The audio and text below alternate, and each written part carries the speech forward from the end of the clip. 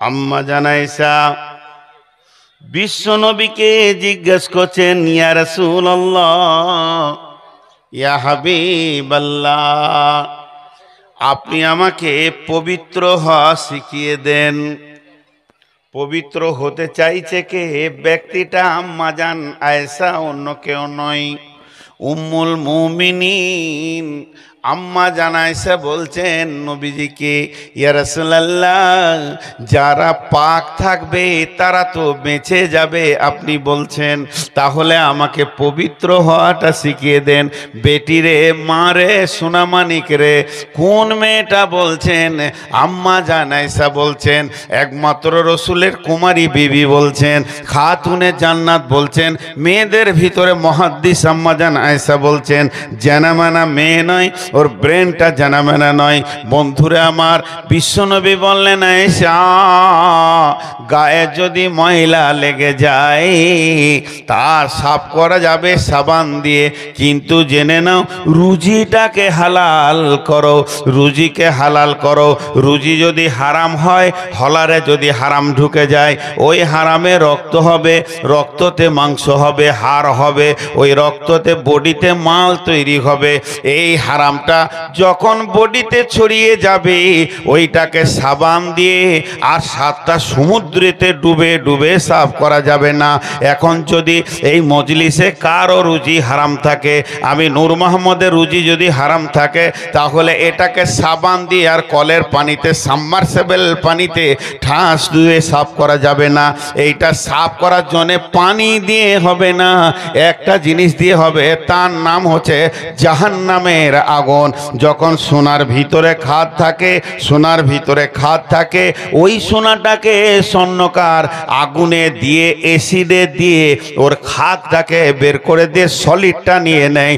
ওই রকম যখন কোনো মানুষ হারাম খেয়ে কিয়ামতের মাঠে উঠবে আর হারাম ইনকাম করে কিয়ামতের মাঠে উঠবে, ওই লোকটাকে আগে জাহান্নামের আগুনে পুড়িয়ে ওর খাদটাকে বের করবে, তারপরে সলিডটাকে আল্লাহ জান্নাতে দেবে। এরই নাম পাক। এর জন্য আল্লাহ আর এক জায়গায় 4টা কসম খেয়েছেন, বিসমিল্লাহির রহমানির রহিম, ওয়াল ফজর ওয়ালা ইয়ালিন আসর ওয়াস সাফি ওয়াল ওয়াতর ওয়াল লাইলি ইদা ইয়াসরি হাল ফি যালিকা কাসামুল লিযি হিজর, হাল ফি যালিকা কাসামুল লিযি হিজর, হাল ফি যালিকা কাসামুল লিযি হিজর। এই কথাটা ভালো করে বুঝবেন। 4টা কসম আছে, ফজরের কসম, জুড়ার কসম, বেজুড়ার কসম, 10 রাত্রির কসম, আন্ধার রাতের চলমানের কসম। এই 4টা কসমের ব্যাখ্যা করতে গেলে 4 ঘন্টা লেগে যাবে। আল্লাহ কেন এই কসমগুলো খেয়ে এই কথা বলছেন যে হালফি যালিকা কাসামুল লিযি হিজর। ব্রেক বুঝেন? ব্রেক, গাড়ির ব্রেক বুঝেন? একবার আপনাদেরকে দুটো কথা বলাই, বকায় ভাই, রাগে 2টা কথা বলে ফেলছি, অসুস্থ মানুষ, মাফ করিয়েন। বসো বসো, বসো। ব্রেক বুঝেন? আপনারা একবার হ্যাঁ না বলবেন না? আমার উপরে রেগে গেলেন নাকি? মুড়ে করালেন। আপনাদের বুড়া ভাই নাইলে বুড়া বাপ, একটু মাথা গরম আছে, আর এই সুগারে বেশি হয়ে গেছে, 500 সুগার নিয়ে বকছি। ওরা দাঁড়িয়ে আছে, থাক গান্নাজি ভাই, কিন্তু এটা শরীয়ত নয় ভাই। বিশ্বনবী একবার বসতে বলেছেন, সাহাবীরা বসে গেছেন, কিন্তু এখনকার লোক বসছে না। না বসলে দিলে ইফেক্ট হবে না। তো ব্রেক বুঝেন? ব্রেক সাইকেলে আছে, মোটরসাইকেলে আছে, হুন্ডাতে আছে, স্করপিও আছে, বোলেরোতে আছে, মারুতিতে আছে। ব্রেক সব থেকে হার্ড দামি ব্রেকের নাম কি? Disc brake, disc brake, oil brake, তারপর আছে হাওয়া ব্রেক। যত ব্রেক আছে সব থেকে দামি ব্রেক হলো ডিস্ক ব্রেক। ডিস্ক ব্রেকটা এক জায়গায় ধরে দাঁড় করিয়ে দেয়। জি, এই ডিস্ক ব্রেক আপনাকে স্লিপ হতে দেবে না, ঢুকতে দেবে না, ভিড়ে ঢুকতে দেবে না, অ্যাক্সিডেন্ট করতে দেবে না। সামনে বাচ্চা ছেলে চলে এসছে, গরু চলে এসছে, ছাগল চলে এসছে, কাউকে আসতে দেবে না, সব জায়গা থেকে আপনাকে বাঁচাবে। কিন্তু জেনেলেন বাংলাদেশে বেশিরভাগ গাড়ির পেছনে লেখা আছে মদ্যপান অবস্থায় গাড়ি চালাবেন না, চোখে ঘুম নিয়ে গাড়ি চালাবেন না। কথাটা সত্য। দুটো জিনিসে অ্যাক্সিডেন্ট করে, যদি চোখে ঢুল আসে আর মদ্যপান অবস্থায় যদি গাড়ি চালায়। তার কারণ তখন তার বিবেকটা শূন্য থাকে। সব ব্রেককে ব্যবহার করে বিবেক, বিবেকটা চেতনা থাকতে হবে। ব্রেকে যে পা দিবে, ব্রেকটা যে ধরবে, ওর বিবেকটাই যদি না থাকে, বিবেকহীন মানুষ হয়তো ব্রেক ধরতে পারবে? বলেন, ব্রেক ধরতে পারবে? তো সব থেকে দামি ব্রেক হলো বিবেক। বিবেক আগে, তারপরে বাকি ব্রেকগুলোকে ব্যবহার করা হয়। আল্লাহ বলছেন, এখানে যতগুলি মানুষ আছেন আপনাদেরকে বলছি, বন্ধু আমার, ভাই আমার, বাপ আমার, একবার বিলিয়ে নেন। আল্লাহ বলছেন, তোদের জন্য আমি 4টা কসম খেলাম। তোদের জন্য আমি আল্লাহ নিজে 4টি কসম খেয়ে বলছি, হালফি লালিকা কাসামুল্লিদি হিজর। এই 4টা কসম, একটা সকালের ফজরের কসম, আর একটা হলো কি, একটা হলো জোড়া বেজোড়ার কসম, আর একটা হলো কি 10 রাত্রির কসম, আর একটা চলমান রাত্রির কসম। তার কারণ হলো এই 4টা সময় এত ভয়ানক সময় নে।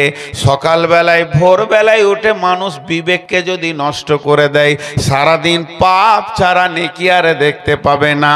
আর জোড়া বেজোড়া, এরা তো দিন রাত কসম করেই হবে, এরা তো দিন রাত পৃথিবীকে বিগাড়ে দিছে। এই নারী আর পুরুষে গুনার ময়দান তৈরি করেছে।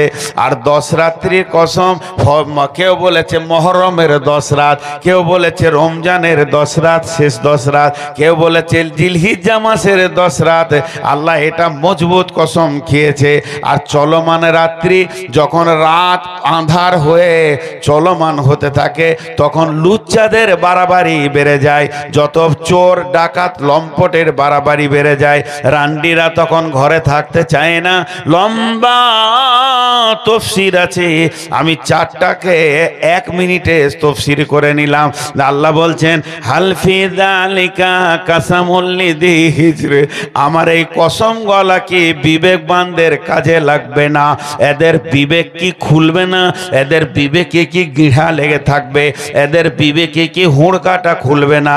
আমার এই কসম গলা, এমনকি এই কসম গলা বিলেইমারি ময়দানে যারা বসে আছে, তাদের বিবেকের গিঁটটাকে খুলে দিবে না। যদি বিবেকটা খুলে যায়, তাহলে এদের গাড়ি ব্রেক হয়ে যাবে। আর ব্রেক থাকলে যেমন অ্যাক্সিডেন্ট করে না, ব্রেক থাকলে যেমন অ্যাক্সিডেন্ট করে না, এরা নিজের জীবনকে রুখে নেবে। এদেরকে জুয়াতে পাওয়া যাবে না, তাসে পাওয়া যাবে না, লুডুতে পাওয়া যাবে না, মদেতে পাওয়া যাবে না, রান্ডিখানায় পাওয়া যাবে না, বেশ্যাগারে পাওয়া যাবে না, লুচ্চামিতে পাওয়া যাবে না, এখানে নোংরা জায়গায় পাওয়া যাবে না।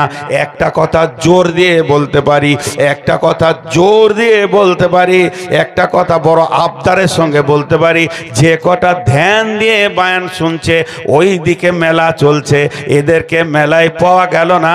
আল্লাহর হিসাবে এদের বিবেকগুলো এখন কাজে লাগিয়েছে। তাই আল্লাহ বলছেন, হালফি যালিকা কাসামুল্লিজি হিজরে। আর যারা সমস্ত গুনাহগুলোকে নিয়ে ঢুকে গেছে, নিজের জীবনকে জুয়াতে ঢুকিয়ে দিয়েছে, তাসেতে ঢুকিয়ে দিয়েছে, লুডুতে ঢুকিয়ে দিয়েছে, দাবাতে ঢুকিয়ে দিয়েছে, মদের জ্বালায় ঢুকিয়ে দিয়েছে, বেশ্যার জায়গায় ঢুকিয়ে দিয়েছে, লুচ্চামি করে বেড়েছে, এদের ব্রেক এখনো কাজ করছে না, এরা নাকামির দিকে দৌড়ছে। আল্লাহ তাবারাক ওয়া তাআলা এই জন্য বলছেন, কাদ আফলাহাল মুমিনুন, তুমি মুমিন হয়ে যাও, তোমার বিবেক কাজ করবে, ব্রেক কাজ করবে, তুমি গুনাহ থেকে বেঁচে যাবে। আমাদের অবস্থা কি এখন? কি অবস্থা?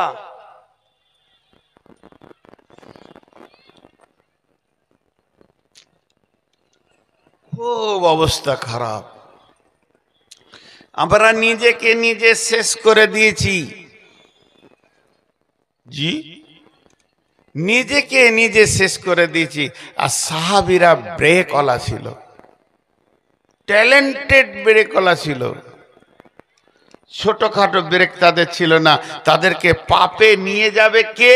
এত মহাপুরুষ আছে যে হাত ধরে তাদেরকে পাপে ঢুকাবে, মেলাতে ঢুকাবে, জুয়াতে ঢুকাবে। কোন বাপের বীর ছিল যে ঢুকাবে? আজকে আমরা শেষ হয়ে গেছি।